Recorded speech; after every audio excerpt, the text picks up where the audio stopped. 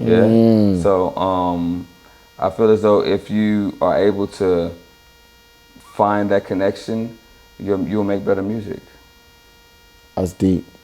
That's deep. How long have you been single for, and have you had any love interests that have stayed or stuck, or you wish that you know? Because again, I know myself. Right. I'm being in this music industry.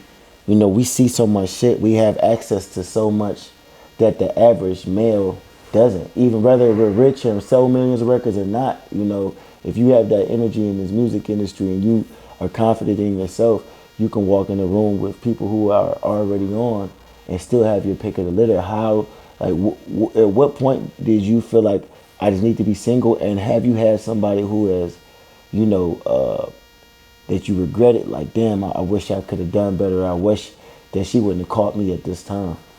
Well, I would say in my early mid 20s when I first got to LA, you remember it was madness out here. So Yeah, it was like every summer there's a new influx of girls and stuff like that. So it's the same thing as today. I think most of us who same with a bad bitch or whatever the case may be. Like once you get an influx of options, when you feel like you have an influx of options, it can cause you to treat even a woman you love. Like I had a woman that I really loved and I cared about who I should have had kids who to this day I would be with her, had I reached this conclusion. The same like with most men. I'm pretty sure most of us got yeah, the one that got away story or whatever. But when you're a guy that's put the work into Explain that one that got away, because a lot of men don't understand that, right? When we say the one that got away, what does that mean to you? When you say she's the one that got away, and you don't got to say her name, but yeah. what do you mean by it?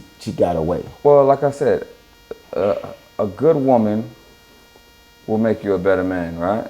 And it's that either you become that better man while you with her, or you become that better man after her. Right.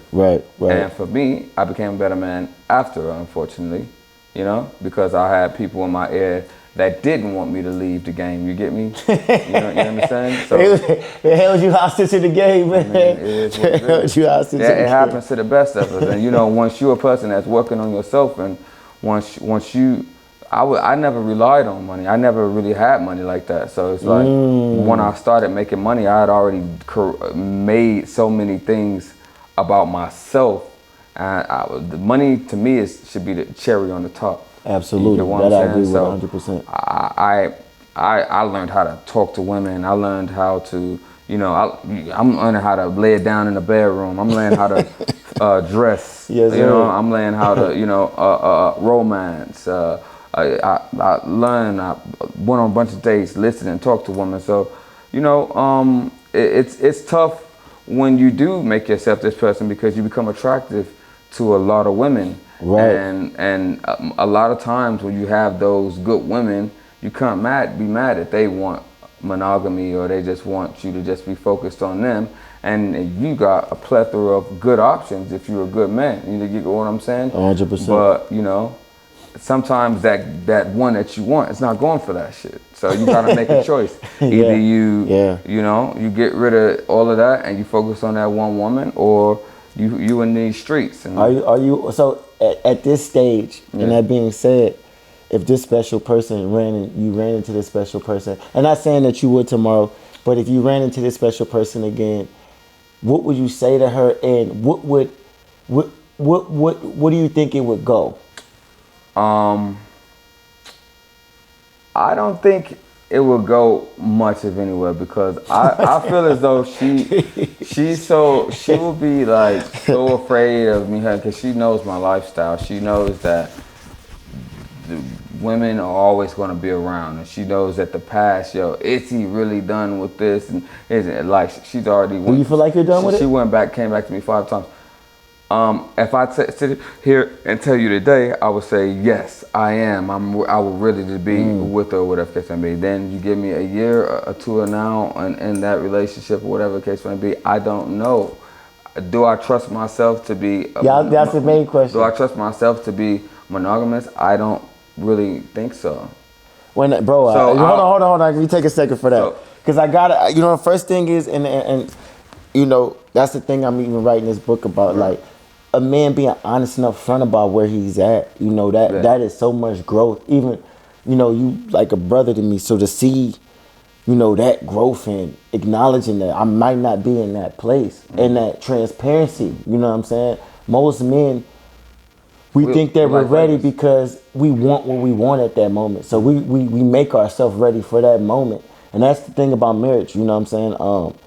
A lot of men say they're ready or they, you know, they get opt into marriage, but they know that they're not ready at heart and they're not transparent about that. I still got these thoughts of what this other thing feel like or what this other thing will be like.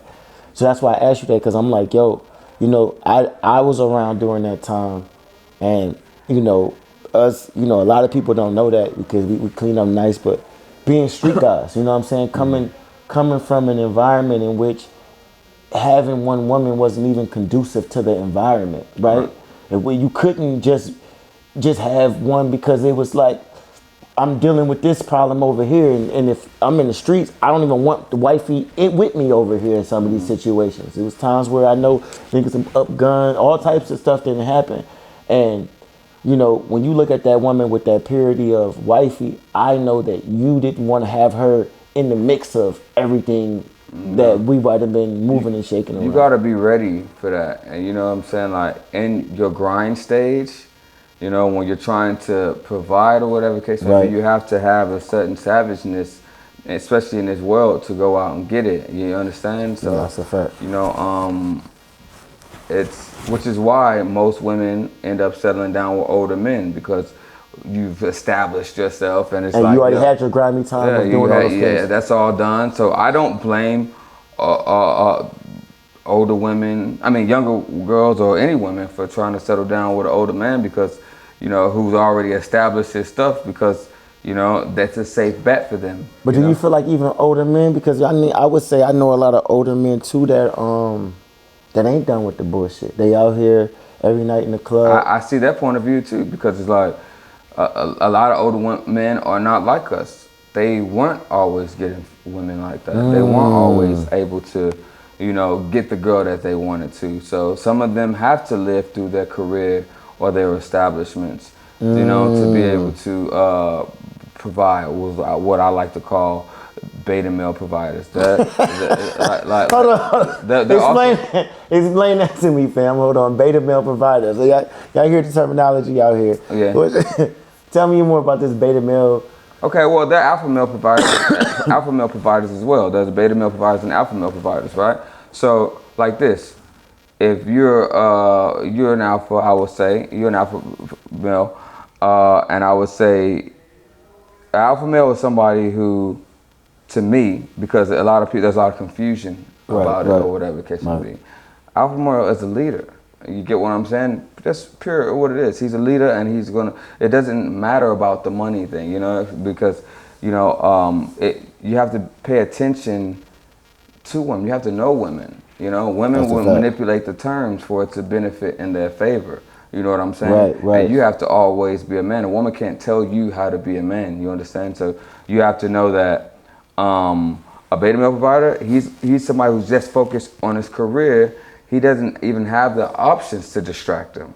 So if you don't have the options to distract you, then you are focused on your career, and then eventually your career goes right, and then you can provide. Women are turned on and by security, and they're addicted to provision and security, right? Because it's in their nature, right? So now that you finally got your money and you're able to get, you got your one bad girl, sexy girlfriend or whatever case may be. Okay, you try to be single, but then now you've become attracted to a whole another different level of women now. So now it's like, okay, you've worked your whole life to get this. Every woman said no to you or whatever the case may be. They didn't give you the because you weren't the best looking. Oh, now you finally got in the gym. You finally you can afford the Mary and stuff like that. Now you like, yo, y'all girls never wanted me in the first place. Shit, don't try to tell me that I need to settle down, because now you want and me these to, are the beta male providers we're talking about, right? Yes, this is the beta male provider. Now I need to settle down over the case of me? Fuck no. He's gonna go and he's playing catch up.